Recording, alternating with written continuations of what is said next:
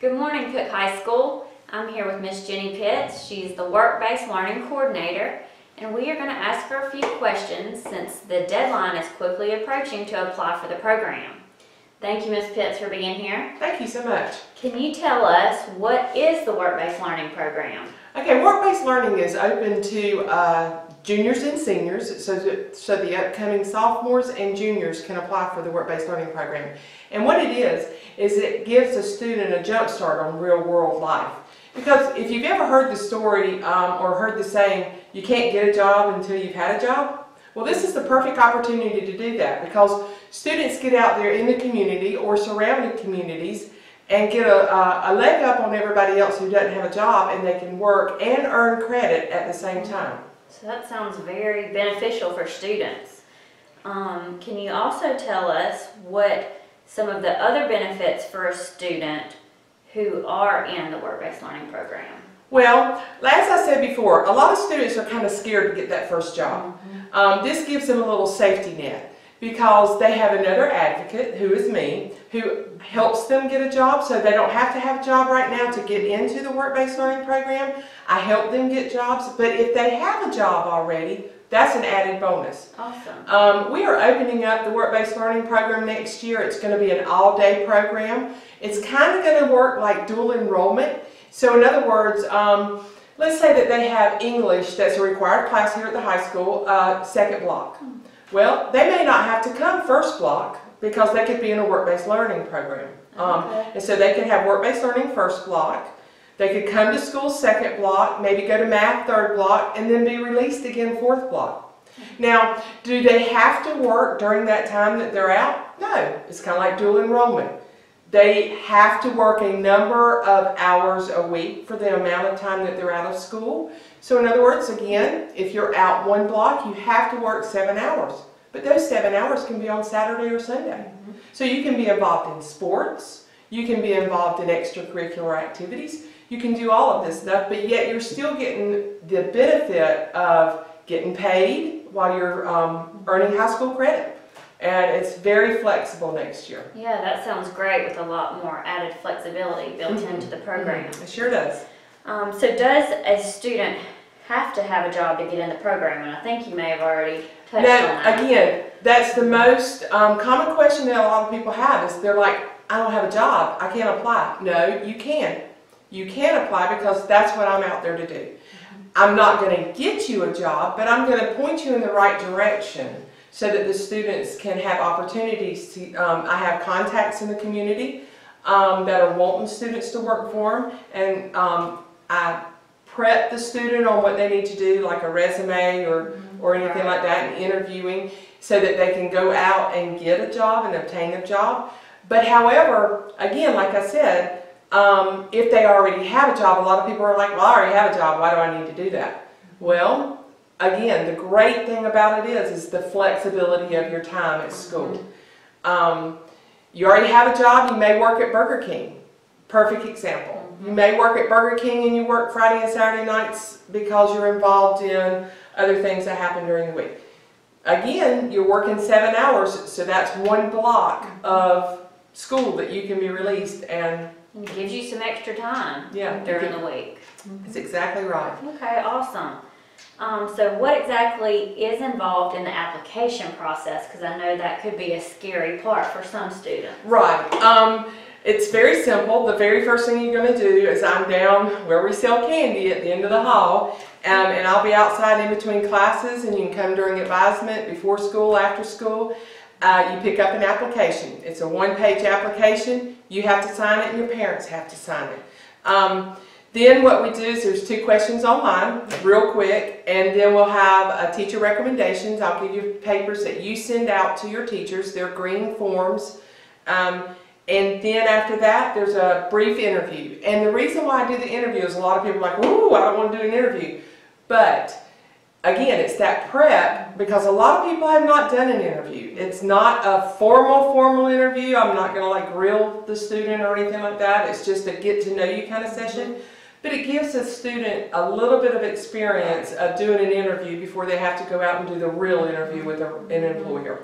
And I know, as a, from personal experience.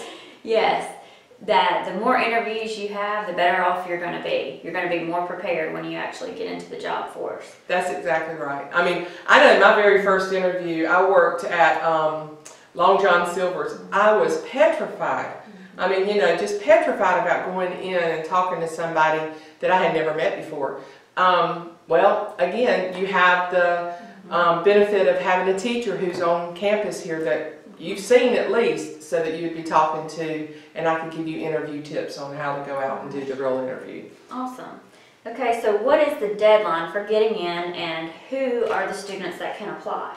Okay, so the deadline for having everything turned in to me, we're looking at around February 8th. And the reason why is because I do believe that they're going to start doing the scheduling around February 19th. That lets me get all my paperwork in and all that. And so I am going to go around your teachers. We're going to show this on Monday, I hope. And there will be papers in your teacher's box for your first block teacher for them to give you out a sheet of paper today on Monday, so that it'll have all the requirements and stipulations of what you have to meet to be able to be in the program. Then what I want everybody out there who is going to be an upcoming junior or senior to come by, pick up an applications. I just want to be flooded with everybody wanting to come by and get one. Because if you've never heard the story, if you don't have a job, you have to have a job to get a job. This is your opportunity. That's right. Get that experience now. So we'll have all the paperwork back in by February 8th. Don't be afraid. Get out there, get the application, because as I understand it, there's going to be a lot more individuals selected. Oh yes, Correct, oh yes, than we're has been opening it in the up. past. If every junior and every senior in the high school wanted to do it, it's going to be great. Wow, that's in awesome. the past, we've only had 30 students. It was a select group. Now we are opening it up. Wow. And again, if you already have a job, you've had that job for 3 months, you meet the other age requirements and everything else, pretty much you're accepted in already. Okay. Just because you have proven yourself that you can work. And so, again, it's that flexibility of school. You can come and go as you want, just like you do with dual enrollment. Also, another thing, if you are involved in dual enrollment and you go to GMC in Valdosta, you can get a job in Valdosta. I can go down there and observe you at work down there 2 or 3 times a semester, and therefore you're not driving up and down the road constantly. So many opportunities in Valdosta as well. Yeah, you can work in any of the surrounding areas. We have all the CTAE areas. We have education, we have ag, we have business classes, we have healthcare is really hard to get into because they don't really like to mess with students who are under 18. We're trying to open that up though. We're trying to, with the new hospital, I'm really going to go in there and just really talk to them. But we have engineering, you know, like the steel works here in town. We're trying to get out there. We're going to be manufacturing, because a lot of students don't know what they want to do when they graduate high school. And as their parents have always told them, go to college, go to college, go to college. Well, college is expensive. So why not have a job that will let you go ahead and get in? Yeah, and you learn a skill too while you are there. So students, don't forget, February 8th is the deadline. Go by, see Miss Pitts, pick up your application. She's in the hallway down where they sell candy at the end of the business department. So don't forget, and don't be scared to apply. We want you. Come join our work-based learning program.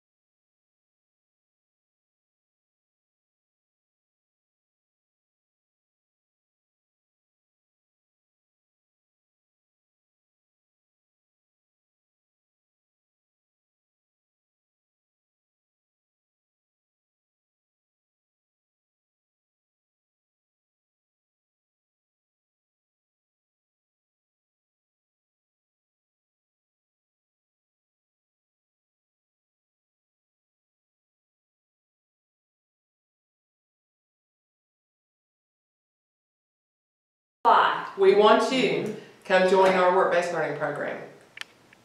5, We want you. Come join our work-based learning program. 5, We want you. Come join our work-based learning program. 5, We want you. Come join our work-based learning program. 5, We want you. Come join our work-based learning program. 5, We want you. Come join our work-based learning program. 5, We want you. Come join our work-based learning program. 5, We want you. Come join our work-based learning program. 5, We want you. Come join our work-based learning program. 5, We want you. Come join our work-based learning program. 5, We want you. Come join our work-based learning program. 5, We want you. Come join our work-based learning program. 5, We want you. Come join our work-based learning program. 5, We want you. Come join our work-based learning program. 5, We want you. Come join our work-based learning program. 5, We want you. Come join our work-based learning program. 5, We want you. Come join our work-based learning program.